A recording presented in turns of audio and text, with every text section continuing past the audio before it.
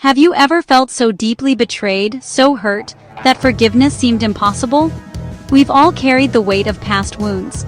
But what if I told you there's a timeless story that holds the key to true healing? A path laid out by someone who suffered unimaginable injustice and yet found peace. That's Joseph's story. In this video you'll see betrayal, prison, power, and above all forgiveness. And you'll learn how your path to healing can begin too. Stay until the end to discover Joseph's secret and how it can change your heart. Joseph was a young man. His father Jacob loved him more than his brothers and gave him a special coat. Joseph had dreams that his brothers would bow to him. This made his brothers angry. Genesis 37. They took the coat, threw him into a pit, and sold him as a slave. He was carried to Egypt. Then in Egypt he served in Potiphar's house, but was falsely blamed and put into prison. Joseph suffered for things he didn't do. That kind of hurt makes a scar. You might know what it's like to feel betrayed or overlooked or punished unfairly. Joseph's journey begins with deep hurt.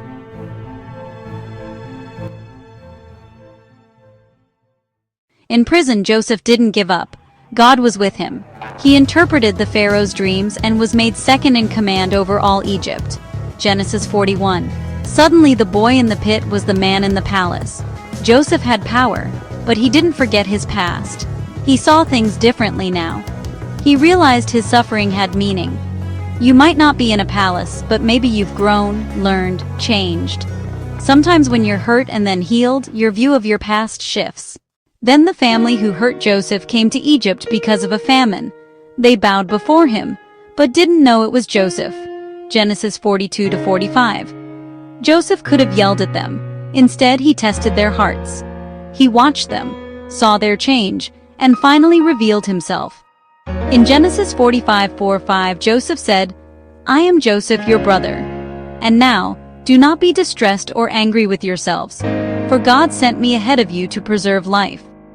Then later in Genesis 50, verses 17-20, Joseph assured them, "You meant evil against me, but God meant it for good, to save many lives." That moment of confrontation wasn't about revenge. It was the first step toward healing.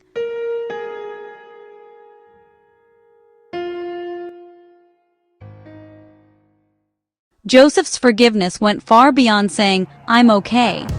He changed the story. He welcomed his brothers and provided for them. He stopped being a victim and began being a healer. When Joseph said, "God meant it for good," he shifted from pain to purpose. Forgiveness meant freedom for him and for his family. You see, forgiveness doesn't excuse the wrong, it frees the wronged.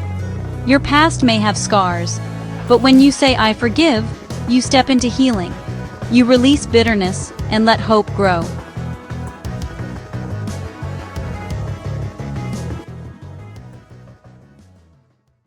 So what about your path? Identify your own brothers, the people or events that hurt you. Choose practical steps.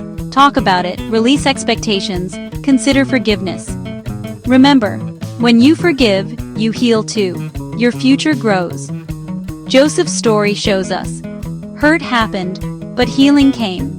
Gentle kindness, wise perspective, brave forgiveness.